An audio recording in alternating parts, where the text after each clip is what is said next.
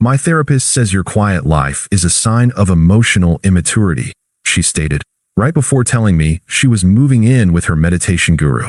So I paid for her moving truck and wished her well. Now she's ghosted by the guru and begging my brother to give her my new address. Hey viewers, before we move on to the video, please make sure to subscribe to the channel and hit the like button if you want to see more stories like this. Thanks. Throwaway account because, well, you know how these things go.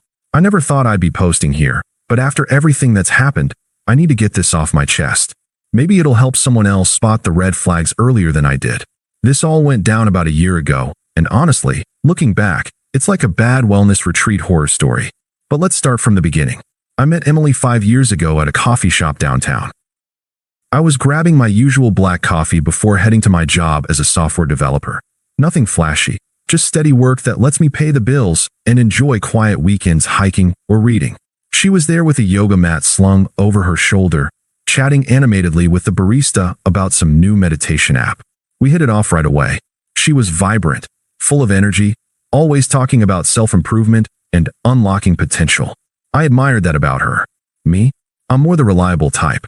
I don't chase trends or drama. I build things that last. From the start, I was all in. Emily had been through a rough patch, lost her job in marketing, dealing with anxiety that kept her up at night. I encouraged her to see a therapist, even helped cover the costs when her insurance fell short. We'd go on long walks where she'd vent about her sessions, and I'd listen, offering whatever support I could. I wasn't perfect, but I was committed. I skipped out on a couple of work trips to be there for her during tough weeks. Remembered every little thing, like surprising her with essential oils or booking us into those silent retreats she loved, even though silence isn't exactly my thing. I figured that's what partnership was, showing up, even when it's not exciting. Over time, she dove deeper into the spiritual side. Yoga turned into advanced classes, then weekend workshops, then online courses with this guy she called her meditation guru. His name was Raj, some self-proclaimed enlightenment coach with a big following on social media. At first, it was harmless.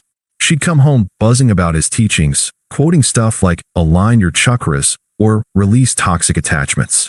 I'd nod along, happy she was finding peace. But slowly, things shifted. She'd compare our life to his vibrant community. Comments like, Raj says true growth comes from chaos, not comfort, started slipping in during dinner. I'd brush it off, thinking it was just her processing therapy. Looking back, that's when the mistreatment ramped up. Emily started pulling away emotionally. Nights I'd plan, simple stuff like cooking her favorite meal or watching a movie, got canceled for energy alignment calls with Raj's group. She'd scroll through his posts while we were in bed, laughing at inside jokes I wasn't part of. Once, after a long day at work, I suggested a quiet evening in, and she rolled her eyes. Alex, not everything has to be so predictable. It stung, but I didn't push. I loved her, and I thought this phase would pass. I even joined one of her virtual sessions to show support, sitting there awkwardly while Raj droned on about shedding immature patterns. Little did I know, she was already entangling herself with him beyond the screen. It built up subtly at first. She'd make me feel like a backup plan, always hinting that our life was stagnant compared to the transformative experiences Raj offered. I'd sacrificed a lot, turned down a promotion that required relocation because she wasn't ready to move, dipped into savings for her certification courses. But her appreciation faded.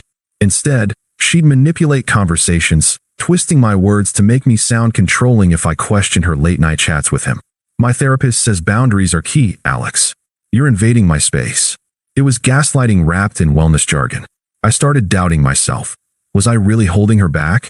By the end, I felt discarded, like an old habit she was outgrowing. But I stayed loyal, hoping we'd work through it. Then came the night it all shattered. It was a Friday evening.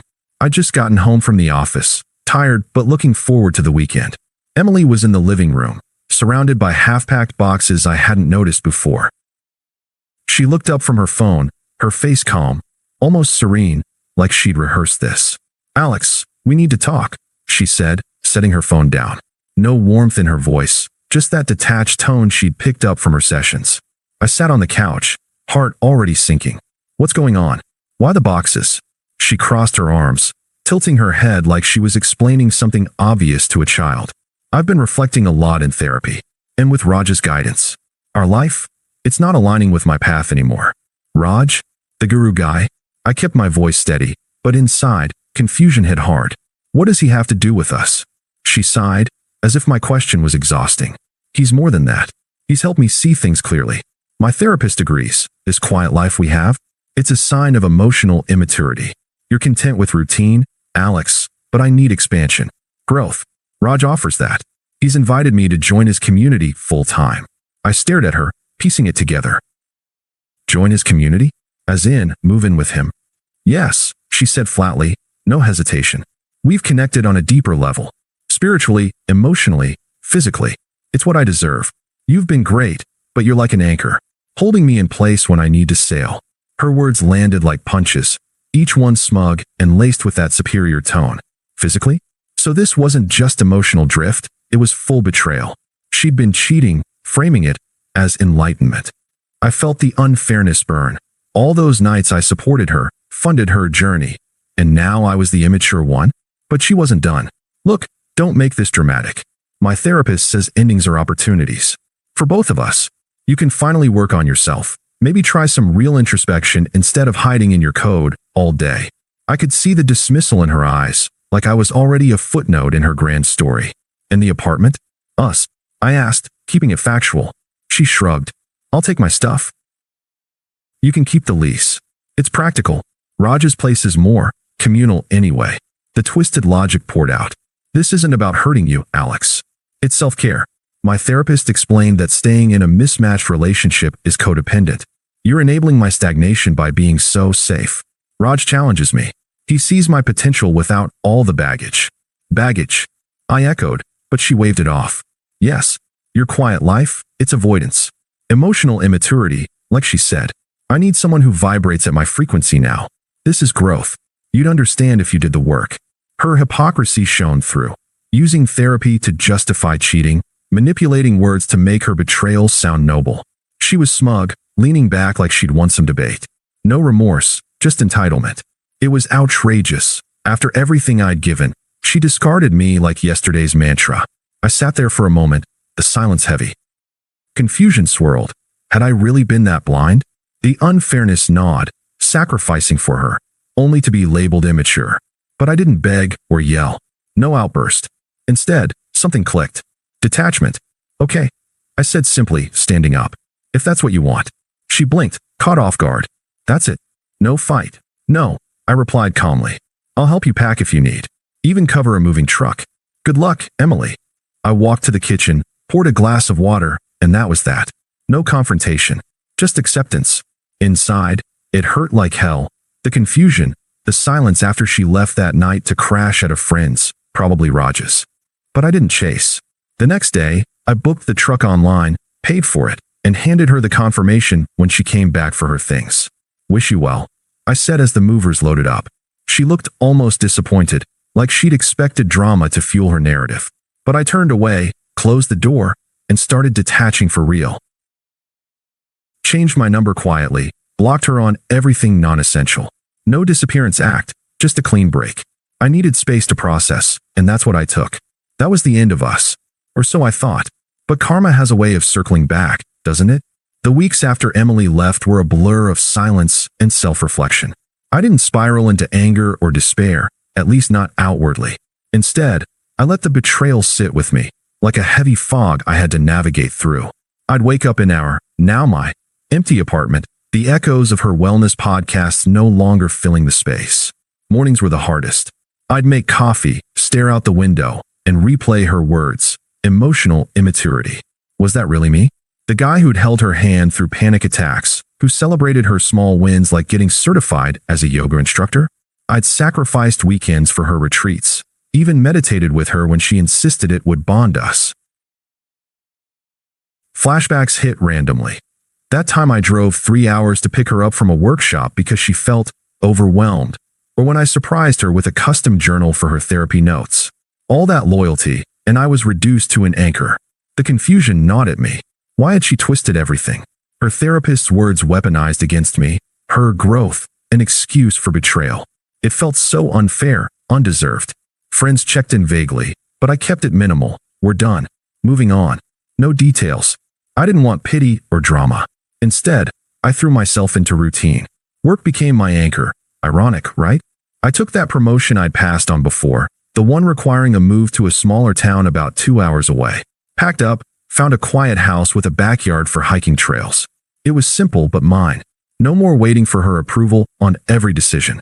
Nights alone, I journal, not her spiritual kind, just raw thoughts. She called my life quiet, like it was a flaw. But quiet isn't immature, it's peace. The silence let me breathe, process the manipulation. How she'd compare me to Raj constantly, making me feel lesser. Emotional abandonment, wrapped in enlightenment. I didn't date, didn't rebound. Just rebuilt. Started running, read books on boundaries, real ones, not her jargon. Slowly, the fog lifted. I wasn't broken, she projected her chaos onto me. About 3 months in, karma started whispering. I got a call from a mutual friend, Sarah, someone from Emily's yoga circle who'd always been neutral. She sounded hesitant. Hey Alex, I wasn't sure if I should tell you, but things aren't great with Emily. I listened without interrupting. Turns out, Raj's community was more cult than commune. He'd lured Emily in with promises of soul alignment, but it was a scam. She moved into his shared house, poured her savings into his retreat fund. But Raj was unstable, mood swings, yelling at followers during meditations. Whispers of him sleeping with multiple disciples, using them for free labor. Emily discovered he had a history. Previous women who'd accused him of emotional abuse, ghosting them after draining their resources. One even posted online about his fake credentials, no real therapy background, just charisma and a good camera. Then it unraveled fast. Raj got exposed in a wellness forum scandal. Screenshots of manipulative messages, financial pleas disguised as donations for enlightenment. His followers scattered. Emily tried confronting him, but he turned nasty, called her ungrateful energy vampire, kicked her out with nothing. She was discarded, just like she'd discarded me. Broke, isolated. Her marketing job had fizzled because she quit for the full-time path. Friends distanced themselves when the truth spread. No one wanted the drama. Sarah said Emily looked rough last time they met. Stressed, regretful. She's unraveling, Alex. Talking about how she messed up. I didn't gloat. Just thanked Sarah and hung up. Inside, it felt like justice, but earned, not vengeful. Her smug dismissal boomeranged. The irony? Her growth led to rock bottom. Me? I was thriving in my new town, coding by day, exploring trails by evening. Quiet life? It was freedom now. But Emily wasn't done haunting. It started small, about a month after Sarah's call. My phone buzzed with an unknown number. Hers, I later realized. I'd changed mine, but she must have gotten it from somewhere. The text, Alex, it's me. Can we talk? I miss our talks. I didn't respond. Deleted it. A day later, another. I know I hurt you. Therapy's helping me see that. Raj was a mistake. He manipulated me. Still nothing from me. Then calls started. Voicemails at first, soft and apologetic. Hey, it's Emily. I get it if you're mad. But I've been reflecting. My therapist says I projected my issues onto you. Can you call back? Please. The desperation built. A week later, texts turned pleading. Alex, I'm in a bad place. Lost my apartment deposit because of him. Staying with a friend, but it's temporary. Remember how you always helped? I need that now. No reply. That's when she escalated, involving others. First, her friend Mia, toxic as they come, always enabling Emily's whims. Mia messaged me on social media. I'd forgotten to block her. Dude, grow up. Emily's sorry. At least hear her out. You're being childish ignoring her. I blocked Mia. Then came the family. Emily's brother, Tom, pushy guy, never liked me much. He called from his number. Alex, this is Tom. Sis says you're ghosting her. After all she went through with that creep? Man up and talk. Family sticks together, even if you're not anymore. His tone grated, unpleasant, demanding, like I owed them. She's crying every night. You gonna let her suffer because of one mistake? I hung up mid-sentence. More texts from Emily followed, shifting from sad to frustrated. Why won't you answer? I thought you were better than this. My therapist says avoidance is immature. Sound familiar? Hypocrisy at its finest. She was mirroring her own words back, but twisted. A few days later, anger crept in. Fine, ignore me. But you're proving Raj right. You can't handle real emotions. Pathetic. Her true colors emerged. smug entitlement turning to rage when denied. She even showed up at my old apartment, according to the landlord's message. Pounded on the door, left a note. Alex, please. I need to see you. We can fix this. But I was long gone, address unshared. Desperation peaked when she begged my brother. Yeah, she tracked him down via old contacts. He called me laughing, but relayed. She wants your new address. Says it's urgent. Sounded unhinged, man. I told him no. Let her stew. Her attempts revealed the power shift. Once dismissive, now powerless. It deepened my resolve. I'd come too far. The final nail came at a mutual friends gathering, a casual wellness fair in the city, organized by Sarah. I almost skipped, but decided to go for closure. New life in tow. I'd started dating casually, met someone grounded, no gurus, just real connection. But I went alone, keeping it low-key. I was browsing stalls when I spotted her. Emily, disheveled in oversized clothes, eyes scanning desperately. She beelined for me, face lighting up then crumbling. Alex. Oh God, finally. Her voice cracked, hands fidgeting. I've been trying to reach you. Can we talk? Privately. People glanced over, public contrast stark. Me, composed in a crisp shirt, her looking frayed. I nodded to a quiet corner, but kept distance. What do you want, Emily? Come, no edge. She launched in, words tumbling. I was wrong. Raj, he used me. Ghosted after taking everything. I'm broke, staying on couches. Therapy's showing me. I projected. Your quiet life? It's what I need now. Stability. Us, we can rebuild. Please. Her eyes pleaded, but I saw the hypocrisy, using therapy again, like a shield. No, I said firmly, voice even. That chapter's closed. She faltered. But, I love you. Missed you. My family says you owe me a chance after supporting me before. I shook my head. I've built something real here. A life without the chaos. You're irrelevant to that now. Anger flashed. Irrelevant. After everything? You're cold, Alex. Immature, just like, I cut in indifferent. Like you said? Yeah, but I've moved on. Completely. This, I gestured vaguely, doesn't affect me. She teared up, voice rising. You'll regret this. I was your best shot. But I was already walking away, back to the crowd. Her desperation hung in the air, but I felt nothing. No sympathy, no pull. Just peace. She's a ghost now, vanished from my world. Edit. Thanks for the support, everyone.